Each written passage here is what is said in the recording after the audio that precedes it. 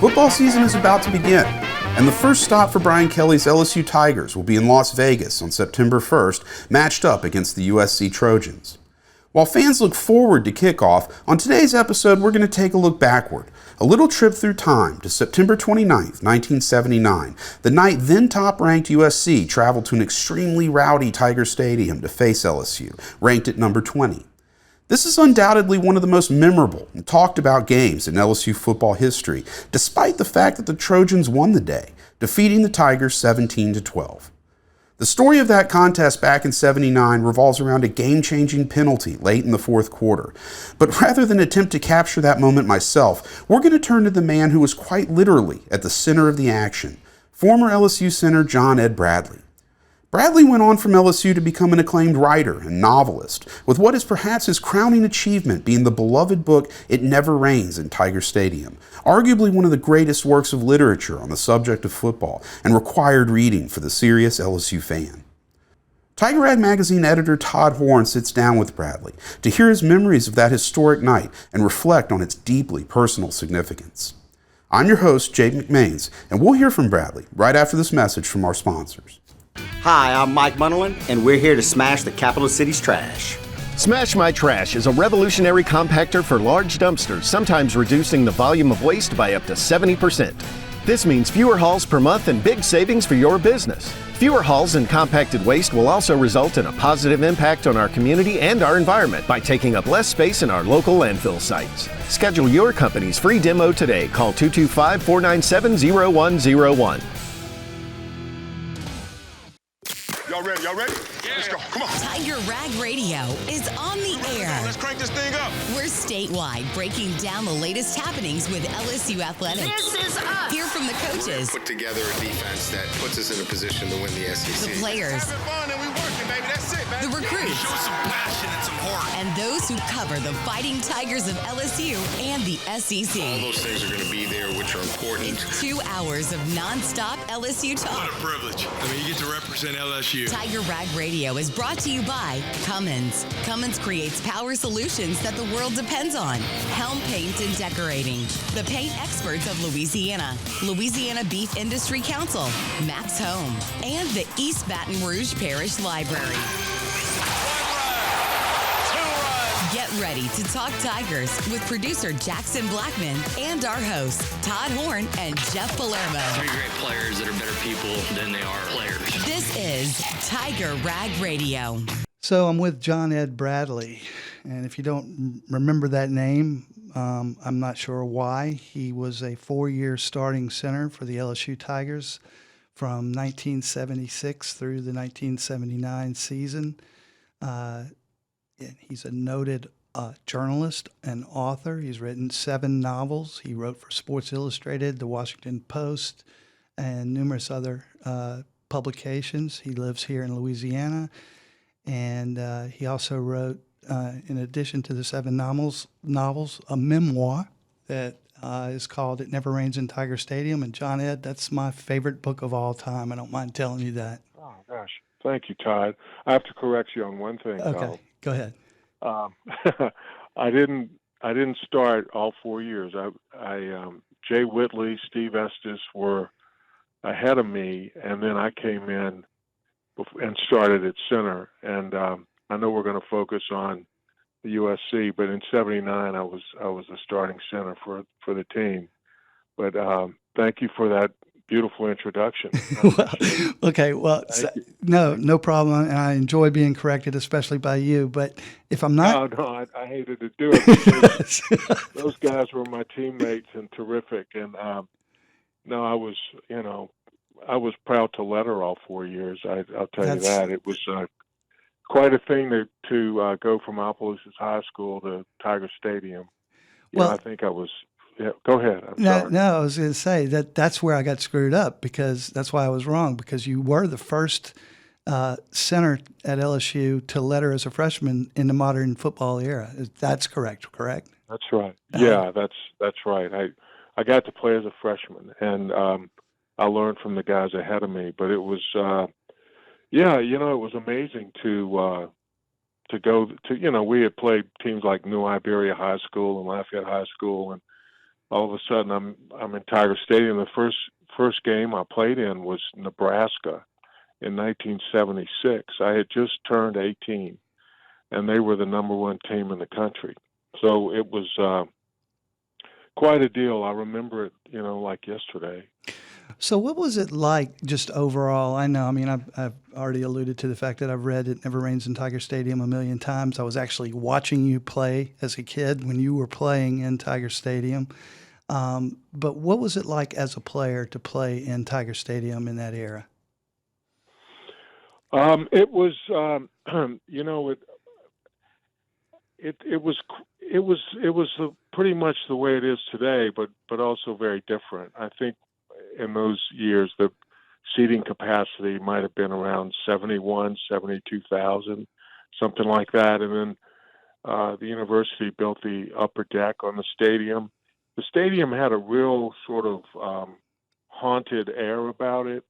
It was it belonged to a different time. Today, it's just this massive beast by the river, and with so many people.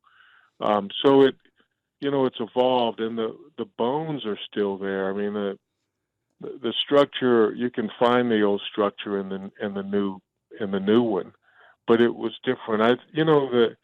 But the whole thing about Tiger Stadium, we played most of our games at night, and teams would come in, and they were a little intimidated because they'd know about the legend of the stadium, and then the crowd was always fantastic, and we played to capacity stadiums, and then they come out there and we just smack them, and so it was an amazing thing. I for years I would dream that I was in the stadium again.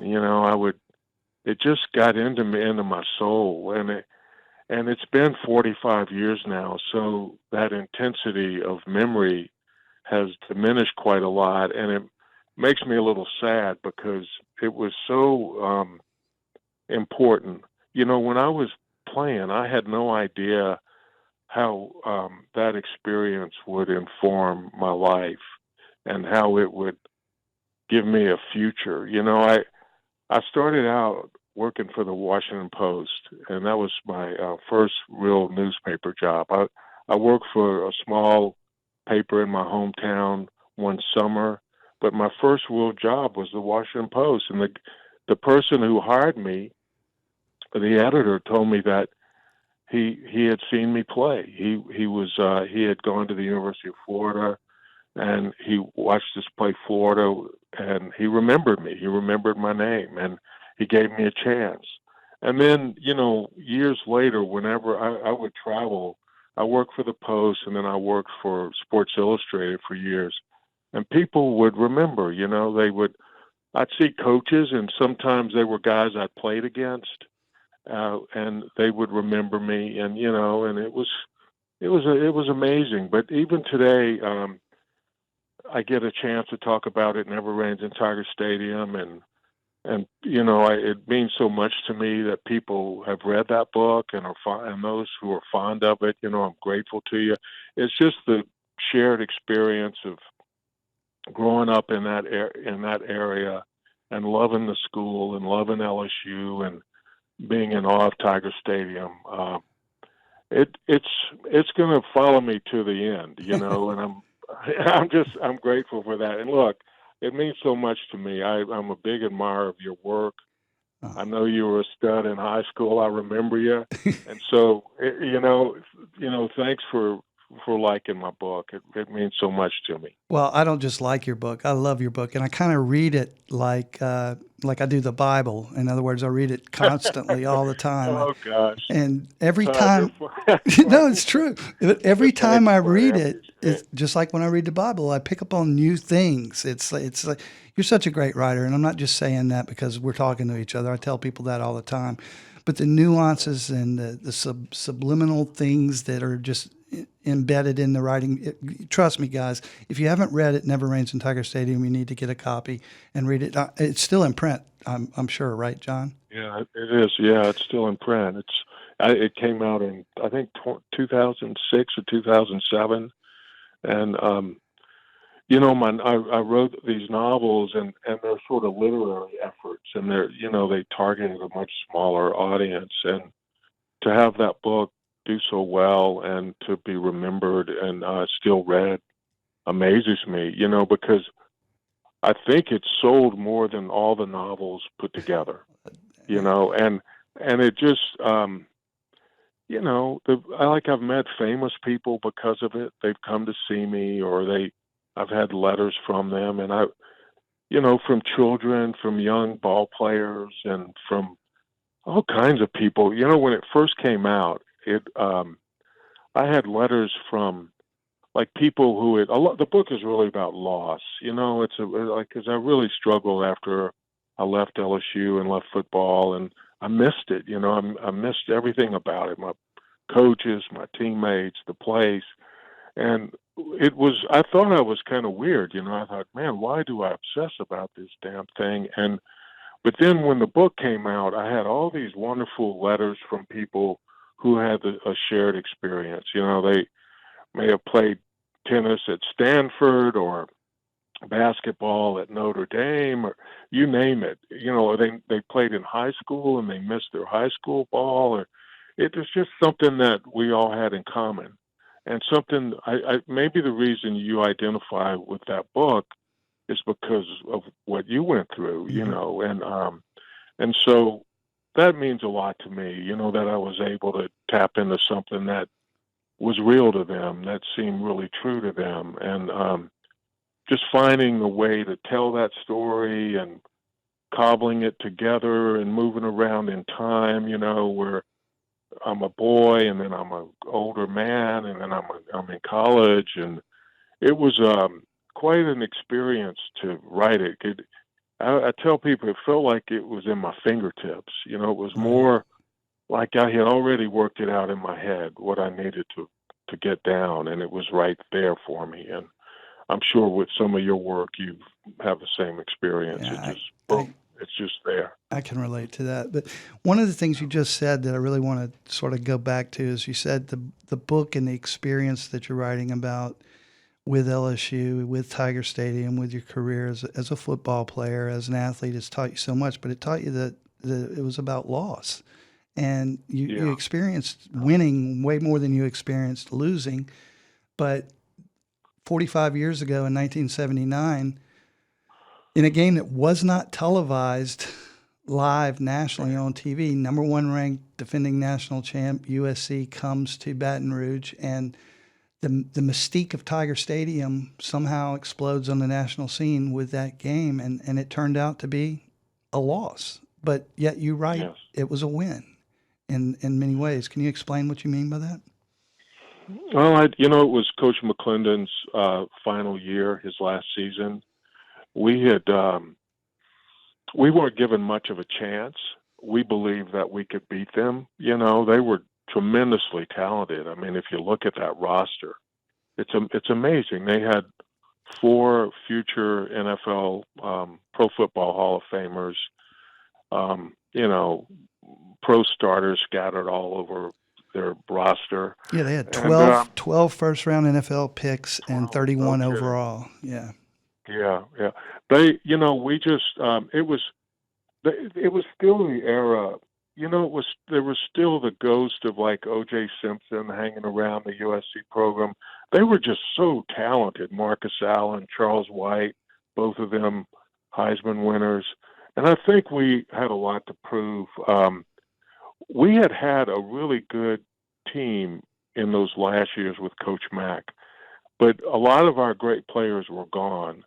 And, we had started the year. We beat the heck out of Colorado in Boulder. I think we beat them 44-0. And that was a surprise because they were a ranked team. Mm-hmm. And then we played Rice and, beat the heck out of them. So we were both undefeated. They were coming in. They were so, I think they were really well coached. John Robinson was their coach. North Turner was on that staff. One of their defensive players was Jeff Fisher, who would become a great coach himself. best known for his time with the Titans, I would say. And, they came into Tiger Stadium. They were, I can remember going up to the line of scrimmage, and for some reason, Mike the Tiger was going berserk. He was, in those days, they would let Mike in this cage. He'd travel around the field, and the cheerleaders would kind of poke him every now and then. And he would roar. Well, he was going crazy. And those guys, we ran up to the line of scrimmage for the first play, and their eyes were just saucers. And I just sensed that they knew that they were in really a unique environment, this kind of crazy place. It was a dark night, and we just played them so hard. And I think for LSU people, it was a great source of pride for them, because we had played the way they wanted us to play, and we had given it our all, and they were with us. They were a part of it. You remember how, the fans stood from the first play on. They never sat down, and it was so loud. I can remember the quarterbacks, David Woodley, Steve Ensminger, saying, we'll go on John Ed's snap, because they couldn't, they would call out the signals, and we couldn't hear them. Yeah. It was so loud. So they would just go, you have a sense of where everybody is and when it's time to snap. And so, but it was just such an amazing experience. And I love that it's remembered. I hate that we lost. We should have won. I think we gave them everything, and and they gave us everything in return. And they just happened to beat us by 5 points. They scored late, scored with less than a minute to go, and went ahead. And that was pretty demoralizing. I'll tell you a little story about that game. It happened afterward. Okay. And you and I may have talked about this before, but there was no way we were going to sleep. All the players in those days who weren't married lived in Broussard Hall, the athletic dormitory. And so we all go, we have a 2 a.m. curfew, and we all come back to the dorm. And the guys we were all sitting down in the hallway, outside of our rooms. And it was like, I don't know, guys had ice packs on their shoulders and knees, and everybody was all beat up. And no one checked curfew. So I called this girl I was dating, and we went down to the river. And I don't know why, but I wanted to be by the stadium, and I wanted to see the river. And we walked up to on the levee, and just sat out there and just watched the river run, until the sun came up. Uh-huh. And I remember that, just sitting out there, and then going back to the dorm, afraid that I was in trouble. And those guys that I had left earlier, they were just still sitting out in the hallway, But it was just this kind of magical thing, and it happened. And I wish that we had delivered a win, but we delivered something maybe more important, and that was just this memory, this thing that people could latch on to forever and remember. It was, I don't know, it was magic. It was magical, and I was in the stadium that night, and you're right. It's something that will never be forgotten by Tiger fans. And John Ed, I want to thank you again for coming on and talking to us, but I do want to ask you one more question, and then we've got to hit a break. But your relationship with Coach Mack was very special, and if you read It Never Rains in Tiger Stadium and The Best Years of Your Life, an essay that you wrote before that, you'll capture the essence of that relationship. I wish we could go into detail, right now, but we don't have enough time for that. But after the game, you realized that LSU fans appreciated, after the USC game I'm talking about in '79, you realized that the LSU fans appreciated LSU's effort so much that it was just like a win in so many ways. You had ended up losing, as you said, 17-12 when they scored with 32 seconds to play. But the key play of the game was a couple of minutes before that when USC faced a 3rd down and 10, if I'm not mistaken, and Paul McDonald, their quarterback, drops back to pass, is extremely pressured by Benji Thibodeau, George Atia, and several other LSU defensive linemen and linebackers, and fires an incompletion, so they're 4th down. In those days, they're certainly going to punt. But there's a flag on the play. Now, I watched the replay of that over and over again. John Ed, there was no face mask on that play. Right. Yeah, Coach McLendon, I went years without seeing Coach Mack. And I had lived away. I went up to Washington, D.C., and I was up there for a long time. And as he was dying, people were telling me, you need to go see Coach Mack. You need to go see him. And I did. I think he died maybe 2 or 3 days later. I forget now. But I go in there and he's lying in this bed, and he doesn't have much time left. That's clear. And he starts talking about the USC game, and the flag and Benji, and it's amazing to me. I mean, the guy it was about over. And that's what he wanted to talk to me about, and we did. And he gestured with his hand, like the face mask call. I get goosebumps thinking about that. Just we're talking about it again. I haven't talked about that a whole lot, but I love Coach Mack. And I think, there's some great photos of him right after the game. He's going to shake hands with Coach Robinson. And you can see what he gave. I mean, we gave everything, but he gave even more. Mm-hmm. It's amazing to see. He just looks frazzled and exhausted, like he's about to collapse. But it was, he had big victories, but I think in a way, it was a defining moment for him and his career. It kind of, I don't know, it's just a big part of his legacy. And I'm so proud of that. Just so proud to have been a part of that, Todd. It was just amazing. It was amazing. Are you going to be watching the game on September 1st when they play USC for only the third time? Only the third time. I know. I definitely I'm going to be watching. I wish they were playing at Tiger Stadium, but they're not. I fully expect a win. But I'll be. Are you going to the game, or will you? I'm actually not going, but we're sending somebody from the staff that's going to be there. But I'll be watching it on TV, and I'm hoping that defense for LSU plays like the LSU defense in 1979. Because if they do, it'll be a victory. I hope so too. Yeah, thank you, man. I really appreciate the chance to talk to you. Thank you so much, Todd. Thanks, John Ed, and I'll talk to you soon. We'll get that lunch, okay? Okay, buddy. Talk to you soon. Take care now. All right, bye-bye. Okay, bye-bye. Join the East Baton Rouge Parish Library for inspiring events in August. Celebrate the power of storytelling with a presentation by the accomplished author of the Jaipur trilogy, Alka Joshi.